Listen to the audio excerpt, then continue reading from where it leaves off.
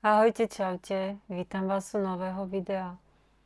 Dnes to bude také kecacie video a hneď na začiatku vám poviem prečo. Mám toho jednoducho veľa na srdci. V prvej časti sa chcem porozprávať o tom, ako si pomôcť pri vyfarbovaní vtedy, keď neviete vybrať farby, nemáte jasno v tom, ako obrazok farebne uchopiť, konkrétne o tom, ako sa dá inšpirovať už hotovým obrázkom z inej omalovanky a použiť to ako pomoc, nie ako návod. A v druhej časti sa chcem porozprávať o hejtoch a kritických komentároch, ale nebojte sa, nebudem vám tu fňukať, lebo mi niekto napísal bebenú správu. Naopak mňa to inšpirovalo k natočeniu o tom videu, pretože som sa nad tým zamyslela a uvedomila som si, že tie výčitky sú oprávnené a vlastne vám dlžím vysvetlenie, prečo svoje videá robím tak ako ich robím a nedržím sa toho, čo som povedala na úplnom začiatku a poviem vám, ako vlastne bude môj kanál vyzerať ďalej. Ale o tom potom, tak budem rada, ak zostanete do konca. Počas celého videa budete vidieť proces vyfarbovania obrázka od začiatku až do konca. Takže dajte si kávičku a pohodlne sa usaďte, alebo zoberte pastelky a vyfarbujte si a ja vám do toho budem kecať. Tak, poďme najprv na tú prvú časť. Vyfarbovanie podľa inšpirácie z iného obrázka. Lebo toto je vec, ktorú rieši podľa mňa veľa ľudí, len sa o nej až tak nehovorí. Stalo sa vám, že si sadnete k obrázku a poviete si, OK, a teraz čo? Keď neviete vybrať farby, neviete, ako to farebne uchopiť, vlastne vôbec neviete, kde začať a máte pocit, že jednoducho nemáte cit na farby. Mne sa toto stáva inak často a verím, že aj vám, pretože je to úplne normálne. Chcem dnes ukázať jeden zo spôsobov, ako sa to dá naučiť a ako si pomáham aj ja sama, keď nemám inšpiráciu, keď to v hlave jednoducho nevidím, alebo mám naopak veľa nápadov, aj to sa mi stáva, ako ten obrazok vyfarbiť a jednoducho sa neviem rozhodnúť, ktorú kombináciu vybrať. No a je to vyfarbovanie obrázka podľa inšpirácie z úplne iného obrázka. Z inej omalovanky, iného štýlu, iného autora. Nie kopírovanie, ale inšpirácia. Mám tu obrázok od Kanoko Egusa z knihy Symphony of Cute Animals. Tento a chcem sa inšpirovať obrázkom, ktorý teraz vidíte na obrazovke. Mali by ste ho tam vidieť. Je to od autorky Coloring Engine, vypíšem vám to tam. No a je to z knihy od Hany Carlson. Konkrétne by to malo byť z knihy Seasons. Ja neviem, lebo ja viete, že od Hany nemám ani jednu. Ale má to tu tak napísané, tak budeme tomu veriť. No a takto. Nejdem to robiť úplne presne podľa toho obrázka, podľa tohto obrázka. Zoberiem si z neho základ, hlavne to pozadie, tie farby, tú modrozelenkavú, čiže takú tyrkysovú, a tým vyfarbím pozadie a všetky tie rastliny a tie huby. Ja neviem, aké odtiene autorka vybrala, takže logicky to nebude úplne presne také isté. A navyše to chcem rozbiť kontrastom, lebo tu na mojom obrázku sú tieto dve srnky. A tie chcem spraviť inak. Či budú reálne? Mám 3 možnosti. Buď budú reálne, myslím tým vo farbách, ako v skutočnosti vyzerajú, alebo pôjdem viac do fantázií a dám ich ružové alebo fialové. To fakt ešte neviem. Rozhodnem sa za pochodu. Vy už to v tomto momente pravdepodobne viete, zrejme podľa náhľadovky, ale ja to fakt netuším, tak mi môžete napísať do komentára, či som sa rozhodla správne, alebo ktorú kombináciu s tým modrým by ste vybrali vy. Teda s tyrkysovým by ste vybrali vy. Buď realistickú, rúžovú alebo fialovú. No to je vlastne ďalšia vec. Vy nemusíte sa rozhodnúť hneď na začiatku, ako bude každý detail, čo je na obrázku vyzerať. Ono sa to vyvrbí počas vyfarbovania. Zistíte v procese, aké farby vám k tomu budú ladiť. Takže zatiaľ som si vybrala tieto odtiene. Vám ich ukážem. Takže mám tu, to bude na ten základ a pozadie. Či použijem všetky, alebo ešte k tomu nejaké pridám, to neviem ešte. To sa uvidí počas vyfarbovania. Takže mám tu... Budem používať na celý obrázok Prismacolorky, aj to pozadie budem robiť Prismacolorkami. Najprv som rozmýšľala, že pozadie spravím neokolorkami, ale nechce sa mi tam medzi tým babrať, tak to spravím pastelkami, nech to je také čistejšie. Takže mám tu 1027, 105, 920, 992, 905 a 1006. Takže to bude ten základ. Okrem toho budem používať bielu. Kde je tá prizma? Takže bielu mám prizmu a Derwent Drawing.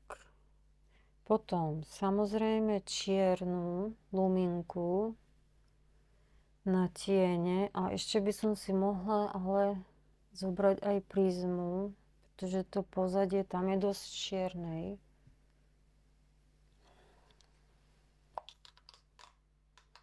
Dobre, takže ešte aj čiernu. A čo ešte? No, tie biele efekty budem používať na to Languo Acrylic Gel Pen biely alebo túto Brush White Marker.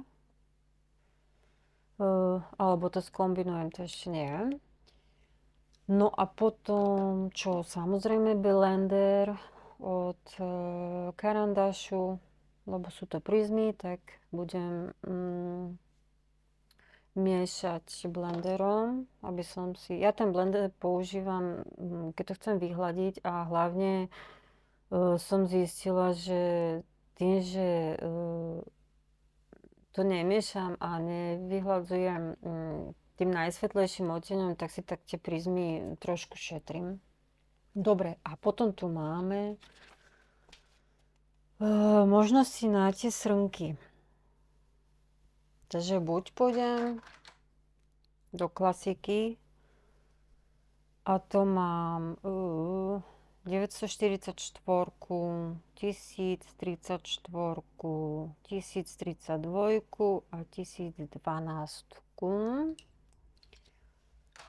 Na fialovú tu mám 932, 132, 1008 a 1026. A potom na tú rúžovú mám 995, 1013, 929 a 994. Takže toto sú 3 možnosti na srnky. No, tak ja sa pustím do toho, začnem vyfarbovať a popri tom vám budem rozprávať to, čo mám na srdci a čo si o tomto spôsobe pomáhania si pri vyfarbovaní myslím. Takže prečo je vlastne dobré sa inšpirovať hotovým obrázkom? Podľa mňa hlavne preto, že náš mozog miluje oporu. Keď máte pred sebou prázdny obrázok, neriešite len farby. Riešite strašne veľa vecí naraz. Farby, kontrasty, náladu, svetlo. A hlavne riešite, či to nepokazíte hneď prvou farbou. Je to tak? Máte v hlave červíčka, ktorý vám našepkáva, že tie farby nevyberiete správne? Ja tam mám celé stádo týchto červíkov. Verte mi. Hotový obrázok vám zoberie polovicu rozhodovania. Nie tým, že by vám povedal presne, čo máte robiť, ale tým, že vám dá smer. A ja sa pritom nepozerám len na konkrétne farby. Skôr na náladu, na atmosféru, na to, či je ten obrázok skôr tmavý, alebo svetlý, teplý, alebo studený. Pokojne si to môžete prehodiť do iných farieb. Napríklad namiesto modrej môžete použiť odtiene fialovej. Ja si nepožičiavam obrázok. Ja si požičiavam pocit. Často sa ale objaví otázka, je to vôbec dobrý nápad? Nebrzdím si tým kreativitu? A úprimne, ja si myslím, že nie. Práve naopak. Kreativita nevzniká z ničoho. Všetci sa najprv pozeráme, vnímame, učíme sa, až potom tvoríme. Je to ako keď sa učíte variť. Najprv idete podľa receptu, alebo sledujete mamu, babku, hocikoho, a až keď viete, čo robíte, začnete improvizovať. Je to tak? Čo, kuchárky? Ako ste sa naučili variť?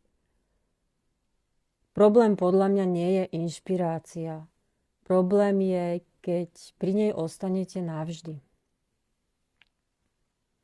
Ďalšia veľká otázka je, nie je to už kopírovanie? Podľa mňa je rozdiel medzi kopírovaním a inšpiráciou. Kopírovanie je, keď vezmete presne rovnaké farby, dáte ich na rovnaké miesta a spravíte rovnaké efekty a ešte sa tvárite, že ste na to prišli sama. Inšpirácia je, keď si zoberiete farebnú náladu, kontrast, atmosféru, ale použijete to na úplne iný obrázok, v inom štýle a s iným výsledkom. Ja sa netajím, ja otvorene poviem, že som sa inšpirovala a v tom momente nemám pocit, že by som niečo kradla. Vo malovankách podľa mňa nejde o autorské ego, ide o radosť tvorby. Pre koho je teda tento spôsob ideálny? Podľa mňa hlavne pre začiatočníkov, ktorí ešte nevedia kombinovať farby, pre perfekcionistov, ktorí sa zaseknú ešte pred prvou čiarou a pre ľudí, ktorí majú pocit, že nemajú cit na farby. Nie preto, že by ho nemali, ale preto, že ho ešte nemajú vytrénovaný. Ak už máte svoj štýl a presne viete, čo chcete dosiahnuť, tento spôsob vám možno veľa nedá. Čo nám to ale môže dať v praxi? Začnete si všímať, ktoré farby spolu fungujú, kde treba kontrast, prečo niečo pôsobí plocho a niečo zrazu akoby ožilo. Už to nie je len o tom, že niečo je pekné. Začnete rozmýšľať, prečo je to pekné. A po pár takýchto obrázkoch sa pristihnete pri tom, že si poviete, OK, toto by som spravila inak. A presne tam sa začína rodiť vlastný štýl. Aby sa z toho ale nestala barlička, je podľa mňa dôležité tento spôsob nevyužívať na každý obrázok. Ja to beriem ako tréning, ako rozcvičku, alebo ako pomoc v momente, keď nemám nápad a nechcem nad tým stráviť hodiny rozmýšľaním. Je fajn to striedať, raz sa inšpirovať, raz ísť úplne podľa seba, raz si len vybrať farebnú paletu a experimentovať. Rovnováha. Ale toto nie je správny ani jediný spôsob vyfarbovania.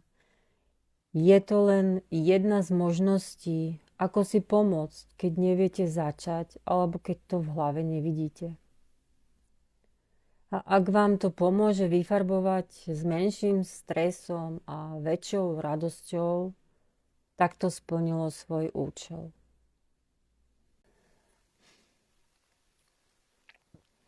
A teraz sa chcem krátko zastaviť pri kritike a hejtoch, pretože práve tie boli jedným z impulzov, prečo toto video vzniklo.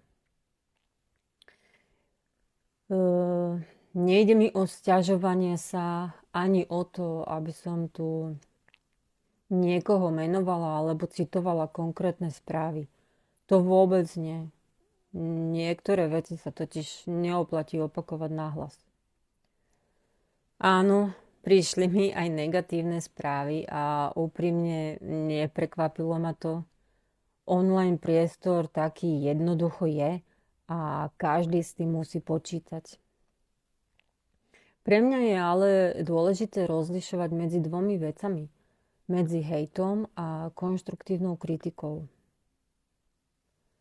Hejty typu tvoje obrázky sú zlé, tvoje videá sú nudné, alebo porovnávanie s niekým iným mi nič nedávajú. Neobsahujú informáciu, neponúkajú žiadne riešenie a neposúvajú ma nikam. Preto sa nimi nezaoberám. Úplne iná vec je konštruktívna kritika. Tá môže občas byť veľmi nepríjemná, ale má zmysel. Núti ma zamyslieť sa a často mi pomôže veci pomenovať jasnejšie. Ak mi niekto napíše, že mu niečo v mojich videách nesedí, vysvetlí prečo a dá tomu kontext, nemám s tým absolútne žiadny problém. Naopak, vážim si to. Zároveň si ale stojím za tým, že moja tvorba nebude vyhovovať každému. A to je v poriadku. Každý máme iný vkus, iné očakávania a iný spôsob, ako trávime čas. Ja osobne ani nechcem robiť obsah pre všetkých. Veď to ani nie je reálne. Chcem robiť videá, ktoré dávajú zmysel mne a ktoré budú sedieť ľuďom, ktorí si ku mne cestu nájdu. A práve preto považujem za dôležité teraz jasne povedať, prečo robím videá tak, ako ich robím a ako bude tento kanál fungovať ďalej.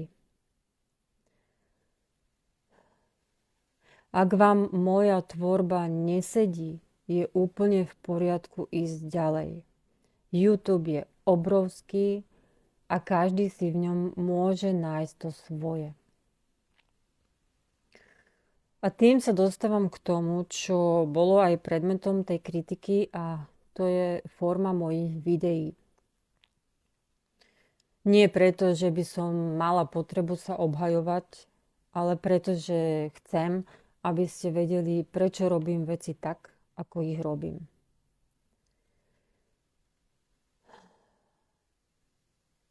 Keď som z YouTube začínala, skúšala som rôzne formáty a otvorene som hovorila, že ešte sama hľadám, čo mi bude sedieť. Dnes po niekoľkých videách už v tom mám jasnejšie. Viem, čo mi funguje, v čom sa cítim dobre a v čom naopak nie. A tým sa dostávam k ďalšej veci, ktorá s tým všetkým súvisí. Prečo natáčam voiceover a prečo už nerobím klasické kecalovánky tak, ako vyzerali tie úplne prvé.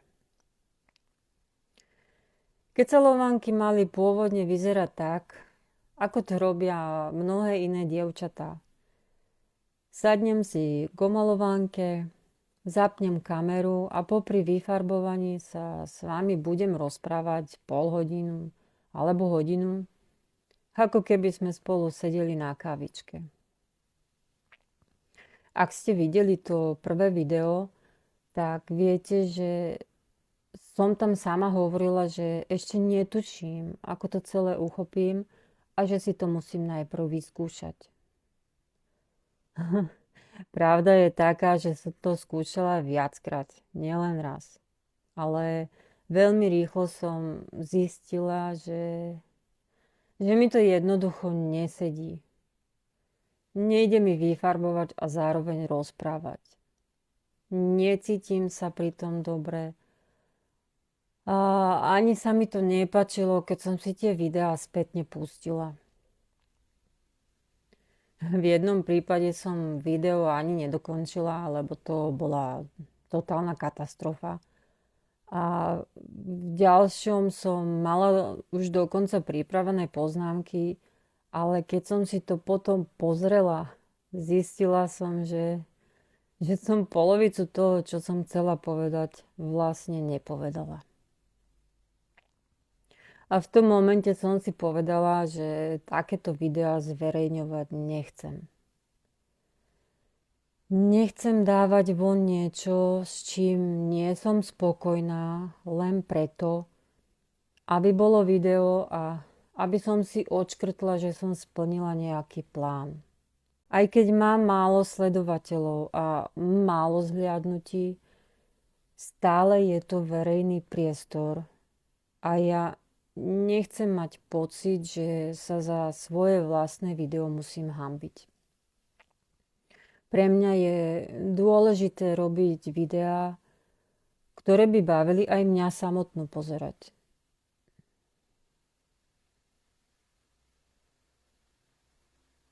Nikdy to nebude na 100%, lebo to u mňa neexistuje. Ale aspoň na tú mieru, že si poviem, OK, toto mi dáva zmysel, môže byť, môže to ísť von. No a presne preto som sa rozhodla, že tento typ klasických keceľovaniek prenechám tým, ktorým to ide prirodzene a dobre. A na druhej strane si myslím, že je vlastne super, že to každá robíme inak a vy si tak môžete vybrať, čo vám viac vyhovuje. No a tu sa dostávam k tomu, prečo robím voiceover, teda nahrávam hlas dodatočne. Jednoducho preto, že neviem rozprávať pri vyfarbovaní. Pre mňa je vyfarbovanie relax, pri ktorom doslova vypína mozog. A keď sa ho v tom momente snažím zapnúť a ešte z neho dostať zmysluplné myšlienky, vznikne mi v hlave totálny chaos. Zaujímavé je, že pri iných činnostiach tento problém nemám, ale pri vyfarbovaní to tak jednoducho funguje. Nechápem prečo, ale je to tak.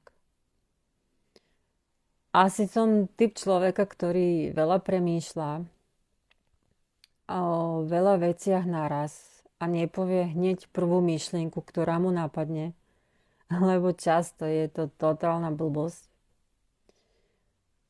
Chcem, aby to, čo vám hovorím, malo hlavu a petu a aby vás to bavilo počúvať. A to viem dosiahnuť práve vtedy, keď sa sústredím len na rozprávanie. Aspoň teda dúfam. Možno to niekomu môže prísť menej prirodzené, ale u mňa sú len dve možnosti. Buď to budem robiť takto, alebo to nebudem robiť vôbec. S tým súvisí aj to, prečo sú videá zrýchlené. Keď nahrávam voiceover, potrebujem k tomu obraz. A chcela som, aby ste videli celý proces, ako obrazok vzniká.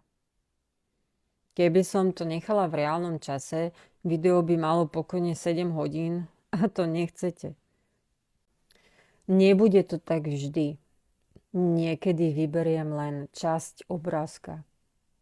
Neviem, napríklad kvet, zviera alebo pozadie.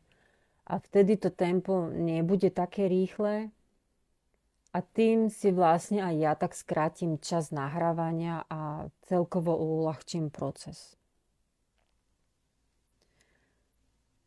A zároveň mi často píšete, že si pri týchto videách vyfarbujete a len ma počúvate, takže mám občas pocit, že je vlastne jedno, čo presne beží na tej obrazovke. Každopádne mi napíšte do komentárov, či tie videá skôr len počúvate, alebo reálne sledujete aj obraz. A ešte sa chcem dotknúť jednej veci a to je frekvencia videí. Áno, povedala som, že budú videá každú nedeľu. Myslela som to úprimne. Chcela som to tak, ale dnes už viem, že som si to mala najprv vyskúšať v praxi. Potom by som takú blbosť zo seba nevypustila. Ono pri videách, kde je celý proces vyfarbovania, scénár, nahrávanie hlasu a strih, je to časovo oveľa náročnejšie, než sa na prvý pohľad zdá. Jasné, mohla by som si to zjednodušiť, ale mňa to baví takto, lebo som magor a mám asi rada komplikované veci a chcem to tak robiť. YouTube je pre mňa hobby a aby ním aj ostal, musím ho robiť vtedy, keď mám čas a chuť. Radšej tu budem mať menšiu komunitu ľudí, ktorých to baví a ktorým nevadí, že si na video treba občas počkať, než aby som sa naháňala za číslami a chrlila jedno video za druhým a obetovala tomu spánok alebo zanedbávala iné veci. Preto nebudem sľubovať presnú frekvenciu, nebudem vraveť, koľko videí bude za mesiac, lebo neviem. Ja v hlave mám nejakú predstavu, ale nebudem to hovoriť nahlas, aby som tu zase o mesiac nevysvetľovala, prečo to tak nie je. Ja neviem, čo bude zajtra. Jediné, čo zostáva, je nedeľa ráno o 8:00, aby bol aspoň v niečom poriadok. No a posledná vec sú speed coloring videá bez rozprávania, len s hudbou. Je to formát, ktorý buď milujete, alebo vás vôbec nebaví. A to je úplne v poriadku. Mňa osobne speed coloring strašne baví.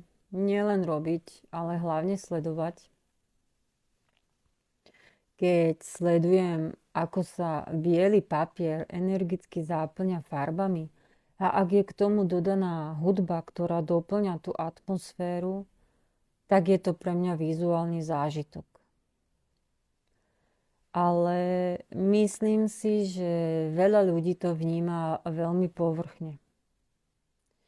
Pre niekoho je speed coloring len rýchlo kmitajúca ruka alebo pastelka po papieri a hudba v pozadí. A ak sa na to pozeráte takto, úplne chápem, že vás to nebaví. Ale pre mňa speed coloring vôbec nie je o tej rýchlosti. Keď sa na také video zapozerám, ja tam nevidím len pohyb ruky. Ja vidím, ako ten autor rozmýšľa. Vidím, prečo si vybral práve ten odtieň a nie iný. Sledujem, kde pritlačí, kde ide jemne, kde vrství farby a kde ich naopak nechá dýchať. Vidím, ako pracuje so svetlom a tieňom, kde pridá kontrast, kde ho naopak stiahne. Sledujem detaily, pár bodiek, čiarok, akrylovkov, ktoré zrazu celý obrazok posunú o úroveň vyššie. Vidím, kde spraví chybu a sledujem, ako sa ju snaží opraviť. A to je pre mňa strašne zaujímavé, lebo sa z toho učím bez toho, aby mi niekto musel pol hodinu vysvetľovať, akú pastelku má v ruke a ako s ňou šmýkať po papieri. Ja som vizuálny človek. Pre mňa platí raz vidieť je viac, než 10-krát počuť. A presne preto mňa osobne speed coloring baví pozerať aj robiť. Nie ako návod, ale ako proces. Dáva to vôbec zmysel? A presne preto ani ja nebudem robiť videá, kde budem pomenovávať každý odtieň pastelky a komentovať každý pohyb. Nie je mi to prirodzené a popravde ani ma to nebaví. Ak vám speed coloring nesedí, je to úplne v poriadku. Je to formát, ktorý vás buď baví, alebo ho jednoducho preskočíte. A ak vám nesedí hudba, vždy si môžete vypnúť zvuk. Hudbu vyberám podľa seba, pretože každému sa páči niečo iné a vyhovieť všetkým sa jednoducho nedá.